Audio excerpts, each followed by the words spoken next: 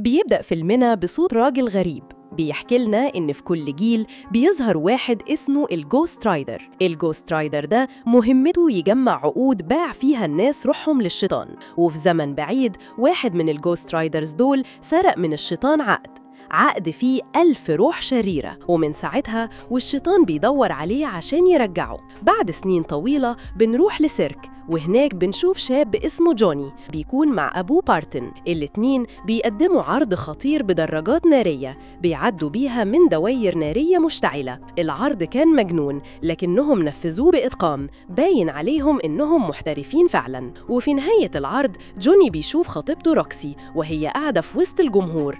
وقتها حاول يلفت نظرها، فابتدى يعمل حركات بدراجته، حركات خطيرة ومتهورة. بس التصرف ده ما عجبش أبوه خالص، وكان شايف إن البنت دي مأثرة عليه وإنه لازم يبعد عنها. بعد العرض وهم راجعين البيت بنشوف جوني وهو قاعد مع روكسي تحت شجرة كبيرة. روكسي بتقوله أنا هنتقل المدينة. الكلام ده صدم جوني وسألها ليه؟ فقالت له إن أبوها شايف إن جوني مش مناسب ليها، وإنه ناوي يبعتها تعيش مع أمها عشان يضمن إنهم مش هيشوفوا بعض تاني. جوني اتعصب جدا وقال لها طب ما نهرب، نسيب كل ده ورا ظهرنا ونعيش سوا بعيد عن كل حاجة، إحنا بنحب بعض. روكسي وافقت وكانوا فرحانين جدا بالفكرة، واتفقوا يتقابلوا تاني يوم الظهر عشان يهربوا سوا. وبالليل جوني كان قاعد مع أبوه في البيت، وفجأة لمح ورقة كانت نتيجة تحاليل بتقول إن أبوه عنده سرطان وفي مرحلة متأخرة كمان، يعني باختصار أيامه معدودة. جوني حزن جدا ووشه كله بقى مكسور، ومن اللحظة دي باين عليه إنه قرر يضحي بحبه لروكسي عشان يقعد جنب أبوه المريض. بعدها راح السيرك يصلح درجته، وكان قاعد لوحده بيشتغل، فشاف شخص غريب واقف عند الباب.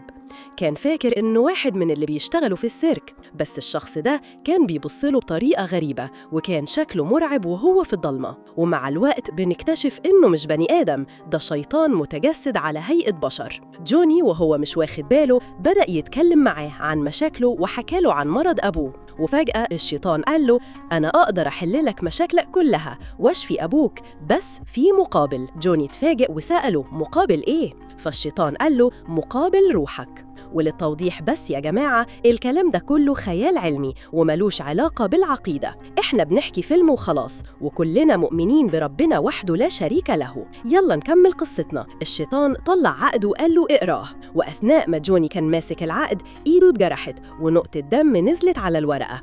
وهنا من غير ما ياخد باله جوني يكون باع روحه للشيطان، وبعدها على طول وقع على الأرض واتخدر. ولما فاق لقى نفسه في أوضته وافتكر اللي حصل كان مجرد حلم.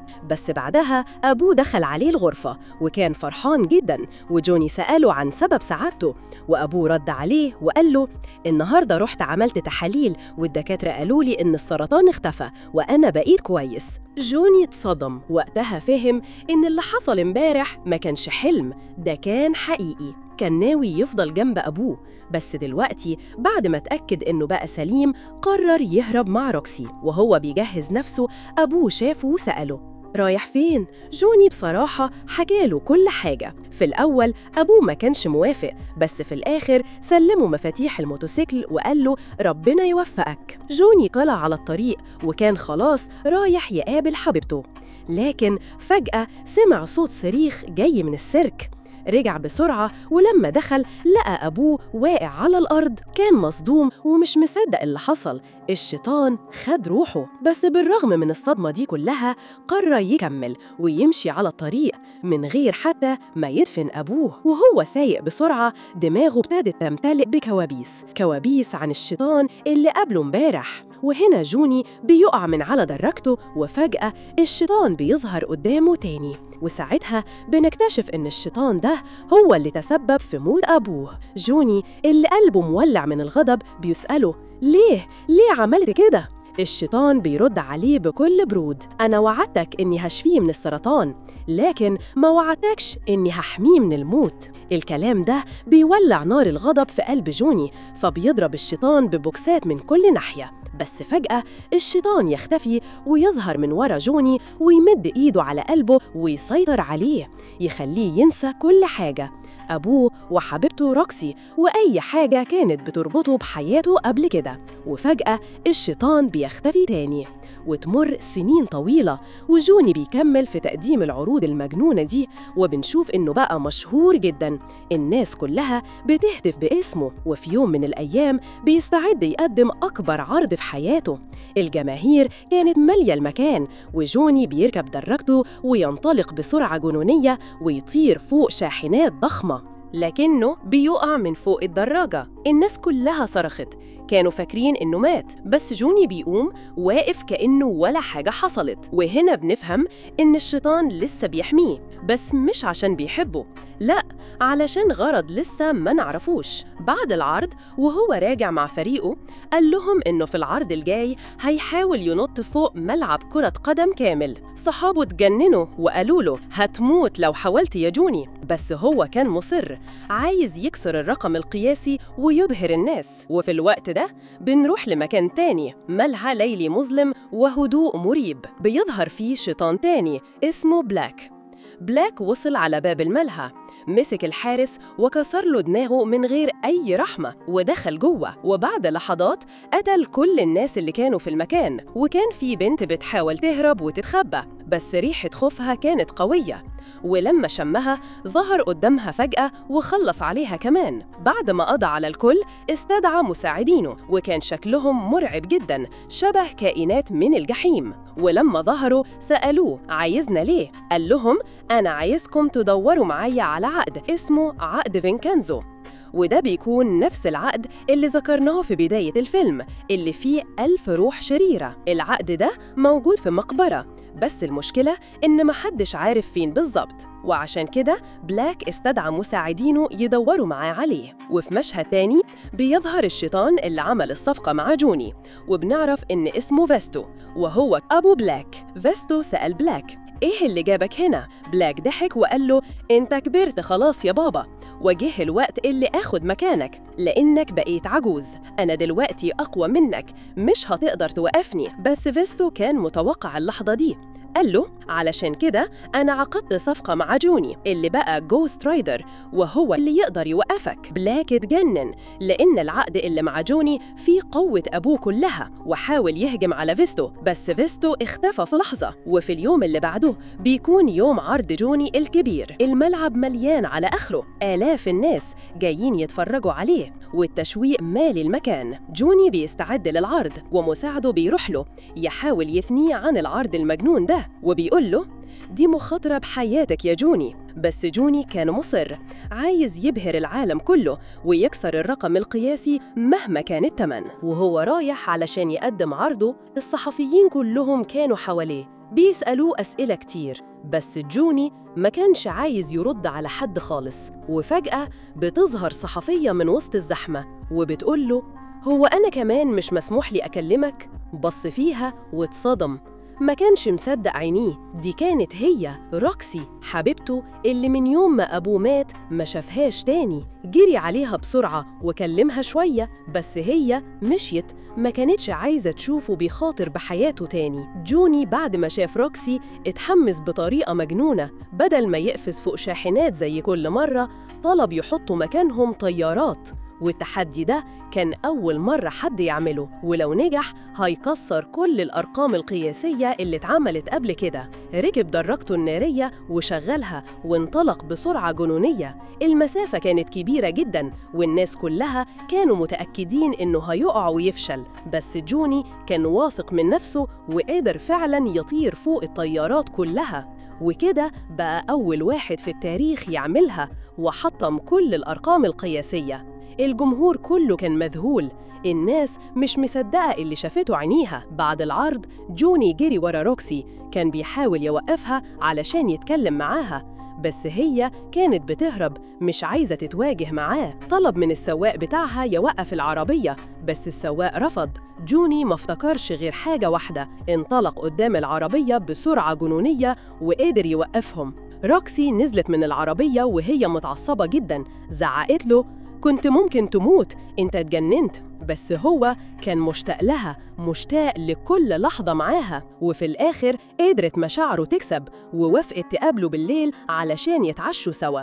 كل واحد راح في طريقه، وجوني دخل يجهز نفسه علشان يروح يقابلها، لكن فجأة إيده بدأت تتحول للون الأحمر. وفي اللحظة دي سمع صوت بيناديه من بره. طلع يبص لقى الشيطان فيستو، الشيطان اللي عمل معاه العقد من سنين. جوني اتعصب وصرخ فيه: عايز ايه مني؟ راجع ليه دلوقتي؟ فيستو قال له بهدوء: أنا كنت معاك دايماً، أنا اللي كنت بحميك في كل العروض الخطيرة اللي عملتها، كنت بستناك علشان لما أحتاجك ألاقيك جاهز. جايله النهاردة علشان يخلص على ابنه بلاك اللي شفناه قبل كده، وفي المقابل العقد اللي بينهم هينتهي وجوني هيسترجع روحه. لكن جوني رفض ينفذ أوامره. الشيطان اتعصب وضرب عصايته بالأرض، ولأن جوني باع له روحه ما كانش ليه الحق يرفض. الدراجة بتاعته اتحركت لوحدها وانطلقت بيه بسرعة مجنونة، وجسمه كله ولع نار. الشارع اللي كان ماشي فيه اتحول لطريق من النار، كل حاجة حواليه كانت بتتحرق. واحد من الشرطة كان واقف بيحاول يحدد سرعته، بس لما جوني عدى جنبه الشرطي طار في الهواء واتخبط في الأرض. وفي نفس الوقت بلاك والشياطين التانية واقفين في المقبرة اللي متخبي فيها العقد، لكن المقبرة كانت اتغيرت، بقت زي محطة قطار قديمة. سأل واحد هناك: فين المقبرة اللي كانت هنا؟ الراجل قال: معرفش، أنا ماليش دعوة بحاجة. بلاك ما صدقهوش ومسكه وقتله بطريقة مرعبة. وفي اللحظة دي وصل جوني، نزل من على الدراجة وكان جسمه بيطلع منه دخان، جلده كان بيغلي كأن النار هيطلع من تحت جلده. وما عداش وقت كتير غير لما تحول بالكامل لهيكل عظمي مولع نار. أول ما بلاك شافه على طول عرف إن ده هو الجوست رايدر اللي كان الشيطان فيستو بيتكلم عنه. واحد من رجال بلاك هجم عليه فوراً وضرب جوني ضربة قوية، ورجالته كمان دخلوا عليه وخبطوه بشاحنة كبيرة. كانوا فاكرين إنهم خلصوا عليه، لكن فجأة جوني ظهر من ورا واحد منهم ومسكه وضربه ضربة موت. لف حوالين جسمه سلسلة حديد وشدها بكل قوته لحد ما مزقه تماماً. بلاك ورجالته أول ما شافوا اللي حصل خافوا وهربوا فوراً، بس جوني ما كانش ناوي يسيبهم. نادى على دراجته والدراجة جات له لوحدها، ركبها وانطلق وراهم. وفي الناحية التانية كانت روكسي المسكينة لسه بتستناه. زي كل مرة جوني يخلف وعده ليها، زعلت جدا وقررت ترجع على بيتها. أما جوني وهو بيطارد بلاك ورجالته الشمس بدأت تطلع ونوره بدأ يضعف، وما عداش وقت ورجع لطبيعته. وهنا بنعرف إن جوني بيتحول لجوست رايدر بس وقت الليل. بعدها فقد وعيه، ولما فاق لقى نفسه في بيت غريب، بيت حارس المقابر. الحارس كان عارف أسطورة الجوست رايدر بس عمره ما صدق إنها حقيقية. ولما شاف جوني بيتحول قدامه تأكد إنه كل الكلام كان صح. بدأ يعالج جروحه وقعد يحكي له أكتر عن الأسطورة. قال له: الجوست رايدر هو صياد الأرواح الشريرة اللي بتكون هربت من الجحيم. وكمل: وكمان عنده قوة اسمها التحديق التفكيري. جوني لما سمع الاسم افتكر حاجة، افتكر إنه استخدم القوة دي امبارح قبل ما يوصل المقبرة عند بلاك. وهنا نرجع فلاش باك. امبارح وهو في طريقه ناحية بلاك سمع صوت بنت بتصرخ. وقف فجأة لقى حرامي بيحاول يسرق فلوسها. أول ما الحرامي شاف جوني اتجمد مكانه من الرعب. جوني بصله وقال له بصوت هادي: سيبها. الحرامي خاف جدا وساب البنت وهرب، لكن جوني مسكه وبص في عينيه وطبق عليه قوة التحديق التفكيري، خلاه يشوف كل الجرائم اللي ارتكبها وخلاه يحس بكل ألم سببه لضحاياه. ولما الألم كله دخل جواه مات على طول. ودي كانت القوة اللي كان بيتكلم عنها حارس المقابر. نرجع تاني للوقت الحاضر. جوني سأل الحارس: في جوست رايدر تاني غيري؟ الحارس رد عليه وقال: آخر واحد سمعنا عنه كان من 150 سنة في مدينة اسمها فينكانزا. وقال له كمان إن في الوقت ده الشيطان قدر يغري سكان المدينة بعقد وخلاهم يقتلوا بعض. وبعدها بعت الشيطان الجوست رايدر علشان يجمع أرواحهم في العقد، لكن الجوست رايدر ده رفض يسلم العقد وهرب بيه بعيد عن الشيطان. بعد ما الحارس خلص كلامه طلب من جوني يفضل في المقبرة علشان بلاك ورجالته مش هيعرفوا يوصلوا له هناك، بس جوني رفض. شكره على المساعدة وركب دراجته وانطلق ناحية بيته. وفي نفس الوقت الشرطة كانت بتحقق في موت ضحايا بلاك، واكتشفوا إنهم كلهم ماتوا بسبب جرعة كبيرة من الكبريت. جوني رجع للمكان اللي خربه امبارح ولقى روكسي واقفة هناك بتتكلم مع نفس البنت اللي أنقذها جوني امبارح.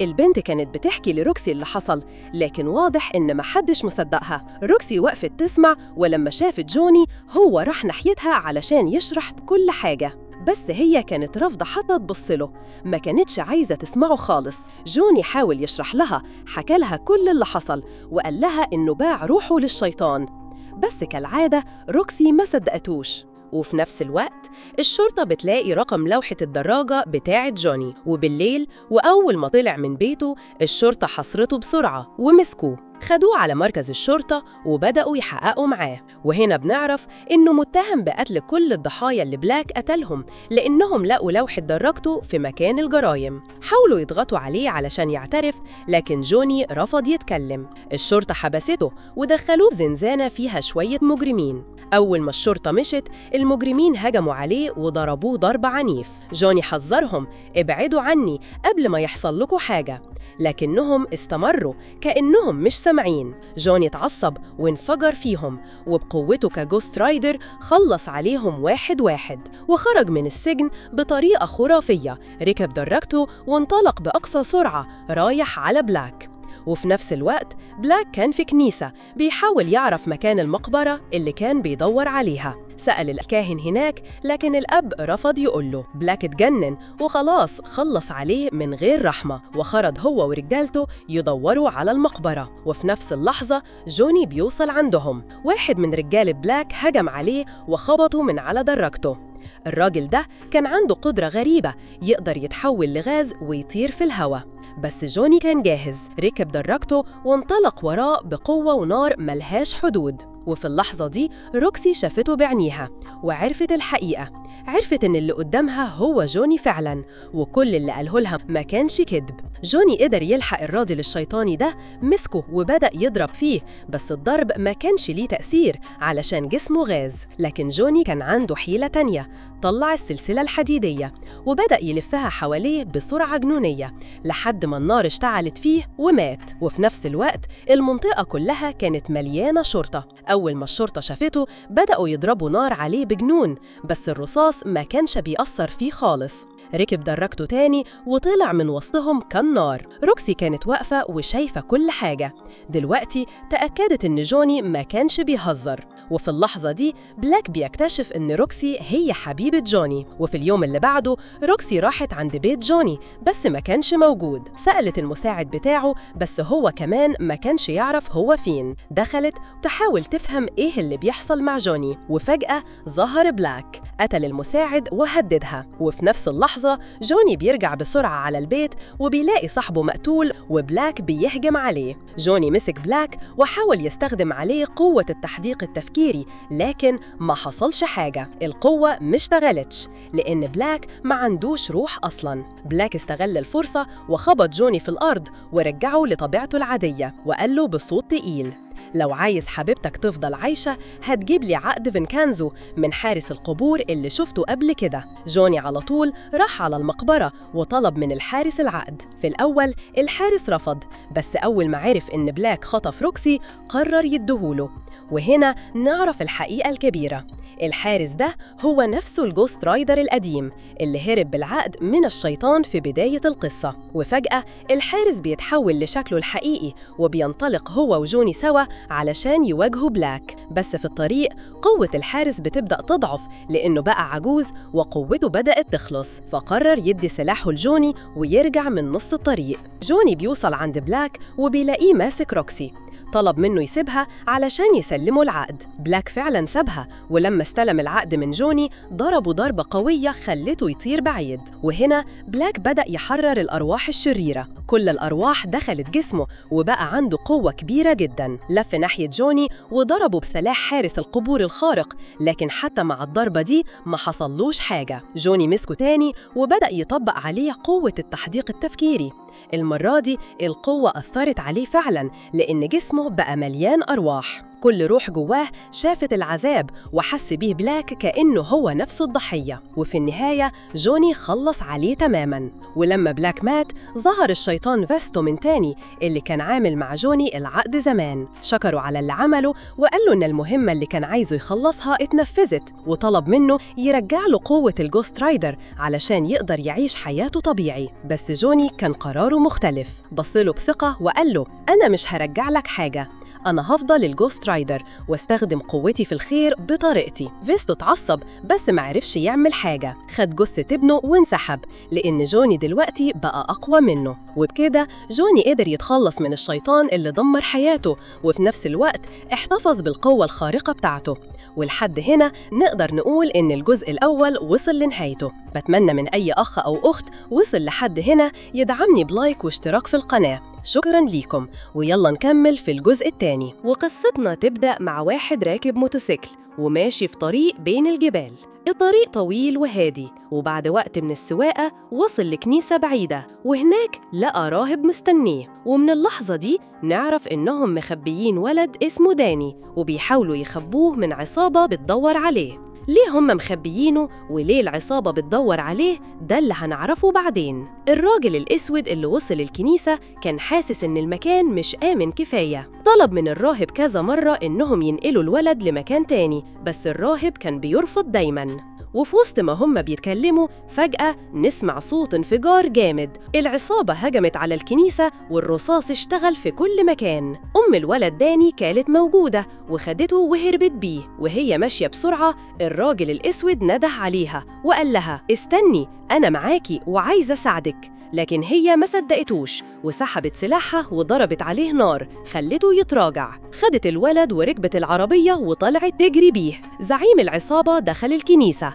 ولقى الراهب وقال له فين الولد؟ الراهب ما تكلمش، بس الزعيم بص من الشباك ولقى الأم هربانة بيه. وقتها حط رصاصة في جبين الراهب وقتله، وطلع هو ورجالته وراهم بالعربيات. الأم كانت بتجري بالعربية والراجل الأسود ركب الموتوسيكل بتاعه وجرى وراها بيحاول يوقفها، لكن العصابة كانت طالعة وراه وابتدوا يضربوا عليه نار. هو حاول يتفادى الرصاص وقدر فعلا ينجو من كذا طلقة، بس في الآخر جات له طلقة في عجلة الموتوسيكل واتقلب هو والموتوسيكل. بس الراجل الأسود ما كانش عادي، وهو واقع طلع سلاحه وابتدى يضرب على عربية العصابة، وفعلا فجر العجلة وقلب العربية برجالتها، وبكده قدر يمنعهم يوصلوا للأم وداني. وفي ناحية تانية بنشوف جوني الجوست رايدر نايم في بيت مهجور. جوني بعد ما عمل عقد مع الشيطان خالف القواعد ورفض يرجع القوة للشيطان، ومن ساعتها القوة دي بقت بتخرج عن سيطرته. كان خايف يأذي حد قريب منه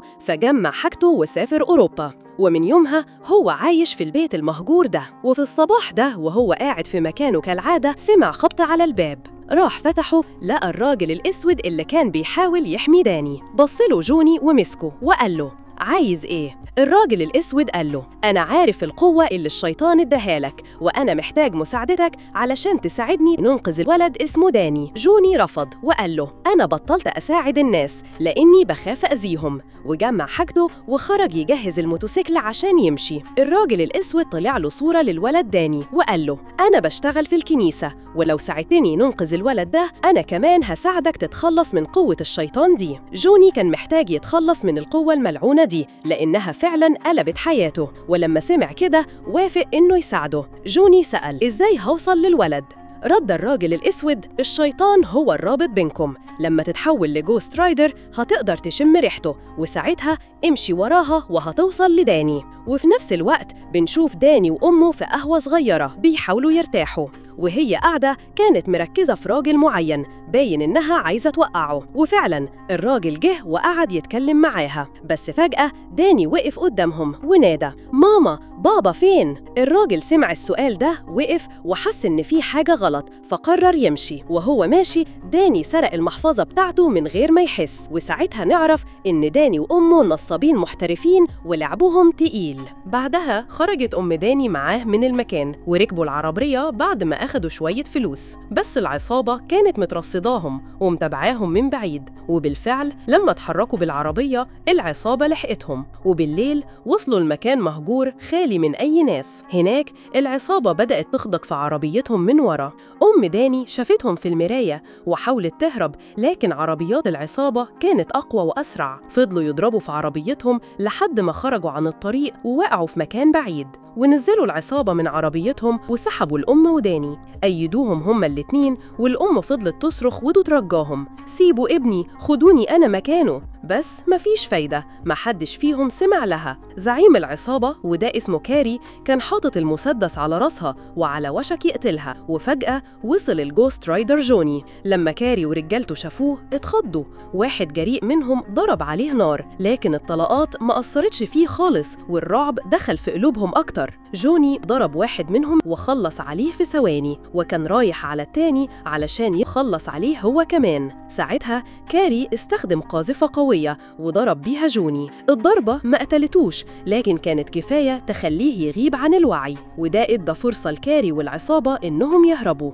خد كاري الولد داني وركبوا العربية وهربوا بيه. أما جوني فكان مرمي وفاقد الوعي، ولما فاق لقى نفسه في المستشفى. رفع راسه لقى ممرضة واقفة هناك. البنت بصت على جروحه، ولما لقيتها شفيت اتصدمت وطلعت تجري علشان تبلغ الشرطة. جوني حاول يوقفها لكن ما قدرش. وقتها خد الجاكيت بتاعه وخرج من الغرفة، وهناك بالصدفة قابل داني. هي لما شافته خرجت بسرعة من المستشفى، وهو لحقها ومشي وراها. في الجهة التانية كاري اتصل بالشخص اللي مكلفه يخطف داني، والمفاجأة إن الشخص ده طلع هو الشيطان اللي جوني عمل معاه العقد واللي اداه قوة الجوست رايدر.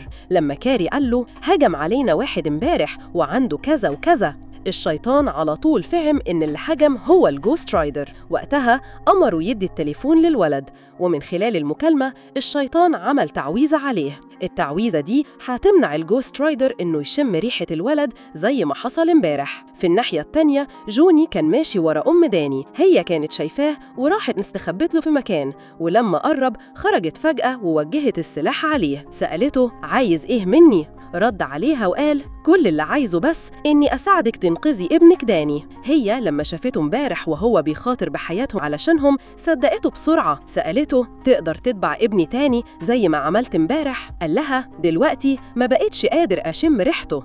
داني لما سمعت كده قلبها وقع وفكرت إن ابنها اتأكل، بس جوني شرح لها وقال الشيطان غالباً عمل حاجز بيني وبين الولد، بس لسه فيها أمل. وقتها خدوا الموتوسيكل بتاعه من ورشة تصليح وركبوا شاحنة صغيرة وانطلقوا، وأثناء الطريق ابتدوا يتكلموا. ومن خلال الكلام نعرف إن داني كانت في علاقة زمان مع كاري زعيم العصابة اللي شفناها قبل كده. جوني سألها هو كاري ده أبو داني؟ قالت له لا، اللي حصل إن في ليلة من الليالي وأنا مع كاري في مهمة قامت حرب بيننا وبين عصابة تانية، وفي وسط المعركة أنا وقعت من مكان عالي واتصبت إصابات خطيرة، كنت بموت. وفي اللحظة دي وقف فوق الشيطان بنفسه. الشيطان عرض علي عقد وعرض علي ينقذ حياتي، بس المقابل إني أدخل معاه في علاقة، وده معناه حاجة صادمة جدا، داني هو ابن الشيطان. جوني لما سمع الكلام ده اتصدم، سكت لحظة وبصلها وقال احنا دلوقتي رايحين فين؟ ردت عليه وقالت أنا عارفة واحد بيشتغل مع كاري، لو وصلنا له ممكن نعرف من خلاله كاري فين. وفي الجهة التانية كاري ورجالته كانوا ماشيين على الطريق. داني وهو قاعد في العربية معاهم خدع السواق ولف الدركسيون، فجأة دخل بيهم في حجر كبير واتقلبت العربية. رجالة كاري اتصابوا جامد، بس داني عشان كان رابط حزام الأمان ما حصلوش حاجة، نزل من العربية وجر على رجليه وهرب من هناك. كاري ومعاه واحد من عصابته نزلوا وراه يجروا، وفجأة بوم، العربية اللي كانوا فيها انفجرت وراهم. داني فضل يجري، بس في لحظة تعثر وقع واتصابت رجله. كاري لحقه ومسكه. وفي نفس المكان كان في 2 شاب وحبيبته عاملين تخييم هناك. كاري أخد عربيتهم وركب مع مساعده ومعاهم داني وكملوا بيها الطريق. نرجع لجوني داني. دلوقتي هم رايحين يقابلوا راجل اسمه فصيل، الراجل اللي بيعمل الصفقات مع كاري. فصيل بيشتغل في حلبة قتال شوارع. جوني شافه ومسكه خبطه في الحيطة، وأم داني طلعت عليه سكينة وحطتها على رقبته. في الأول فصيل رفض يتعاون، وده عصب جوني جدا، والجوست رايدر اللي جواه بدأ يخرج. فصيل لما حس إن اللي قدامه هو نفس المخلوق اللي كاري حكاله عليه ملكه الرعب تماما. جوني قال له: لو ما قلتليش كاري فين هخلص عليك. فصيل استسلم وقال له: النهاردة بالليل كاري عنده صفقة سلاح مع تاجر، وهم هيتقابلوا في المكان الفلاني. أول ما جوني خد المعلومات خرج بسرعة وركب الموتوسيكل بتاعه وهرب من هناك بسرعة كبيرة ومجنونة قبل ما يتحول ويقضي على الكل. نروح دلوقتي على كاري. بعد ما واجه الجوست رايدر أول مرة، فهم إن المواجهة الجاية لازم يكون مستعد لها كويس، فعشان كده قرر يشتري كمية كبيرة من قاذفات الصواريخ، وقال مع نفسه: المرة دي مش هسيبه يخرج منها. المكان اللي اتعملت فيه الصفقة كان منطقة صناعية مهجورة. أم داني قدرت تتسلل للمكان ولقت ابنها هناك وفكته بسرعة، بس قبل ما يهربوا مساعد كاري هجم عليها، مسكها وضربها على الأرض. طلع سلاحه وكان على وشك يقتلها، لكن قبل ما يطلق أم داني رمت عليه سكينة، وبسرعة خارقة المساعد مسك السكينة، لكن اللحظة دي كانت كفاية علشان أم داني تسحب سلاحها وتحط رصاصة براسه. وفي نفس الوقت جوني هجم على كاري تاني. كاري لما شافه تاني طلع قاذف الصواريخ وضرب عليه، لكن الضربة ما جاتش فيه. جوني طلع السلسلة بتاعته وابتدى يصفي في رجال كاري واحد ورا التاني بطريقة أسطورية. الجوست رايدر اللي جواه كان بيخرج غضبه فيهم بدون رحمة، لكن كاري استغل اللحظة وضرب عليه صاروخ تاني. الضربة دي خلت جوني يعصب أكتر وحقد عليهم بشكل غير طبيعي. طلع فوق آلة ضخمة وفوقها فعل قوته وبدأ يمطرهم بالنار والدمار. المكان كله بقى ساحة حرب حقيقية، الناس بتطير، النار في كل حتة، وصوت الصرخات مال المكان. كاري من حظه كان لسه عايش، بس جوني مسكه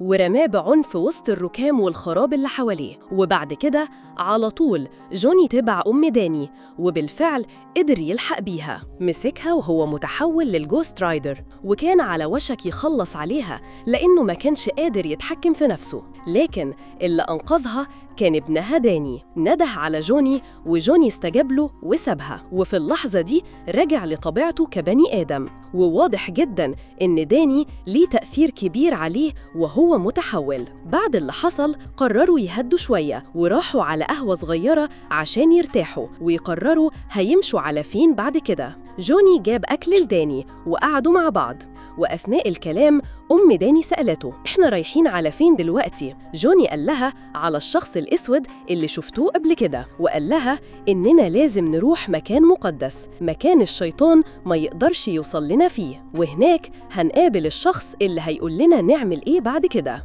نرجع دلوقتي للمكان اللي جوني اتخانق فيه امبارح مع كاري وتاجر السلاح. هناك كاري كان بيموت متغطي تحت صخرة كبيرة، جسمه مهدود، وفجأة ظهر الشيطان وقف فوقه وأنقذ حياته. ومش بس كده، ده أعطاه قوة خارقة، قوة خطيرة جدا. القوة دي بتخليه يحول أي حاجة يلمسها بإيده لتراب، وأول واحد جربها عليه كان سواق عربية الإسعاف. أول ما لمسه الراجل تحول لتراب وروحه اتسحبت في لحظة. نرجع دلوقتي لجوني وأم داني. وصل عندهم الشخص الأسود واتحركوا كلهم مع بعض على المكان المقدس اللي كان قال لهم عليه. في الطريق جوني لاحظ إن داني متضايق متأثر نفسياً من كل اللي بيحصل حواليه، فركبوا معاه على الموتوسيكل وبدأ يعمل بيه شوية حركات مجنونة، كان عايز يضحكه ويخفف عنه. داني فعلاً انبسط، وجوني كمان كان مبسوط لأنه قادر يخلي الولد يبتسم وسط كل العذاب ده، وبان إن العلاقة بينهم بقت قوية، بقى فيه رابط حقيقي. بعد وقت وصلوا للمكان المقدس، كان فيه مجموعة كبيرة من الرهبان. الشخص الأسود خد داني وقال للرهبان إنه هنا علشان يساعدوه يتخلص من لعنة الشيطان، علشان الشيطان ما يبقاش عنده علاقة بيه. وبعد كده خد جوني معاه علشان يدخله مكان خاص، مكان يقدر فيه يخرج منه قوة الجوست رايدر. أول ما دخل جوني الأبواب اتقفلت عليه من كل ناحية، بدأ يتألم بشدة، وكان شايف قدامه كل اللحظات اللي عاشها من يوم ما عمل العقد عقد مع الشيطان وكل الألم اللي مر بيه. ومع الوقت بدأت الطاقة الشريرة تخرج من جسمه، وما عداش وقت طويل لحد ما الجوست رايدر خرج بالكامل منه، وجوني طلع من المكان وهو فرحان حاسس إنه أخيراً اتحرر. لكن الفرحة ما كملتش، فجأة سمع الشخص الأسود بيصرخ، جري عليه بسرعة ولقى الرهبان ماسكينهم هما الاتنين، واتضح إن الرهبان كانوا كدابين، استغلوا الأسود وخلوه يجيبهم الولد علشان يصفوه لأنهم شايفينه ابن الشيطان. جوني حاول يدافع عنهم لكنهم مسكوه وقيدوه هو كمان. داني بدأت تقاوم، بس قائد الرهبان قدر يخليها تفقد الوعي، وبعدها خد داني وخرج بيه بره علشان يخلص عليه. 2 من الرهبان مسكوا داني وثبتوا راسه على حجر كبير. الراهب رفع السيف وكان على وشك يقطع راسه، لكن قبل ما ينفذ الإعدام فجأة هجموا عليهم كاري ومسك اللي كانوا ماسكين الولد، وبمجرد ما لمسهم حولهم كلهم لتراب. ابتدى يصفي في الرهبان واحد ورا التاني بسرعة رهيبة. قائد الرهبان قدر يشوف وجهه، بس في النهاية اتفكك هو كمان وتحول لتراب زي الباقيين. بعد شوية خرج جوني داني والشخص الأسود ولقوا كل الرهبان متحولين لحجر، وداني اختفى. جوني وقف وسأل الراجل الأسود الشيطان عايز إيه من الولد وليه بعت كاري يجيبه. رد عليه وقال الجسد اللي فيه الشيطان دلوقتي بدأ يضعف ومحتاج جسد جديد يعيش فيه، وأفضل جسد مناسب ليه هو جسد ابنه. جوني أول ما سمع الكلام ده قرر إنه هيحرر داني مهما حصل، ومن اللحظة دي انطلقوا في طريقهم للمكان اللي الشيطان هيعمل فيه الطقوس علشان ينقل روحه من جسمه الحالي لجسم داني. وفي نفس الوقت كاري كان وصل داني للشيطان، وأول ما الشيطان شاف ابنه حقنه بمخدر وخلاه يفقد الوعي، وبدأ يجهز نفسه للطقوس. بعد شوية وصل جوني داني والشخص الأسود للمكان، وقفوا على بعد بيراقبوا كل حاجة من بعيد. شافوا ناس مهمين جداً بيدخلوا المكان، سياسيين، مشاهير، رجال أعمال. جوني سأل دول جايين يعملوا إيه هنا؟ رد عليه الأسود وقال كل دول من أعوان الشيطان، هو اللي ساعدهم يوصلوا للمناصب دي، ودلوقتي جايين يشهدوا الطقوس. كان في حوالي 20 حارس بيأمنوا المكان، وعلشان ما يقدروش يواجهوهم مباشرة قرروا يستنوا لحد ما وصل الليل. وأول ما بدأت الطقوس داني طلعت سنايبر وبدأت تصفي الحراس واحد ورا التاني من بعيد. في الوقت ده جوني والأسود تسللوا للبناية، كل واحد منهم راح لجهة معينة. الأسود خلص على 2 بسرعة ودخل جوه، أما جوني فكان هدفه هو المنصة اللي عليها داني والشيطان. الشيطان بدأ ينقل روحه فعلياً لجسم داني، وفي نفس الوقت الشخص الأسود دخل وابتدى يضرب نار عشوائي على كل اللي موجودين، والناس بدأت تهرب من الرعب. الشيطان لاحظ وجوده وفجأة جوني طلع من وراه وضربه ببوكس جامد خلاه يتخبط مع الأرض. الشخص الأسود فضل يضرب نار على أعوان الشيطان، لكن فجأة كاري طلع له من العدم، مسكه وفي لحظة حوله هو وسلاحه لتراب. في الجهة التانية جوني حاول يوصل لداني بس ما قدرش، في حاجز شيطاني بينهم وكان بيحاول يكلمه يخليه يرجع لوعيه. الشيطان فاق من الضربة وهاجم جوني وضربه ضربة قوية جدا. كاري جه ومسك جوني في وسط الساحة وكان على وشك يخلص عليه، بس في اللحظة الحاسمة داني استرجع وعيه، جه على جوني، ومع إن داني نصه إنسان ونصه شيطان إلا إنه قدر يرجع القوة لجوني ويحوله تاني لجوست رايدر. جوني أول ما تحول بدأ يصفي أعوان الشيطان بسرعة جنونية، والنار ولعت في المكان. الشيطان لما شاف إن الوضع خرج عن السيطرة قرر يهرب وخد معاه داني، بس جوني ما كانش هيسيب الشيطان يهرب بسهولة، ونده على الموتوسيكل بتاعه اللي جاله في لحظة وركب وبدأ يطارد الشيطان والعصابة بتاعته. مساعدين الشيطان ابتدوا يضربوا نار على جوني وهو بيجري وراهم. هنا جوني نط على شاحنة صغيرة وبدأ يحولها زي ما بيعمل بالموتوسيكل بتاعه، وابتدى يخبط فيهم ويدوس على كرامتهم. العربية اللي كان بيوصل لها أول ما يلمسها تنفجر. وسط ده كله جوني بص وراه لقى كاري بيهجم على داني اللي كانت هي كمان تبعاهم بالعربية. في اللحظة دي جوني ساب الشيطان لحظة وضرب كاري بالسلسلة، جروه ناحيته وبدأوا يتقاتلوا، مرة يقعوا شمال ومرة يمين. كاري كان مسيطر على جوني وكان هيخلص عليه تماماً، المعركة بينهم كانت خطيرة جداً، وفي اللحظة دي جوني استعمل قوة التحديق التفكيري وخلص عليه ورماه تسحقه سيارة داني. ساعتها تبع الشيطان، والشيطان شافه في المراية وزود السرعة بالعربية وكان ماشي بسرعة جنونية، لكن جوني بالسلسلة بتاعته قدر يعطل العربية ويقلبها. ولما الشيطان حاول يهرب، جوني مسكه ورماه في السماء ولف السلسلة عليه وجره وخبطه في الأرض لحد ما رجعه للجحيم اللي هرب منه. في اللحظة دي داني وصلت وشافت العربية وافتكرت إن ابنها مات، وهي بتعيط لفت وشها لقت جوني طالع من العربية وابنها معاه وبخير وما فيهوش خدش. بعد ما رجع جوني الشيطان للجحيم، القوة اللي عنده اللي كانت لونها أحمر اتحولت للون أزرق وبقى قادر يسيطر عليها. استخدمها عشان يعالج داني، داني كانت فرحانة جدا وشكرته كتير. وبعدها جوني ركب الموتوسيكل بتاعه وانطلق عشان ينقذ الناس. وهنا نقدر نقول إن فيلمنا وصل لنهاية.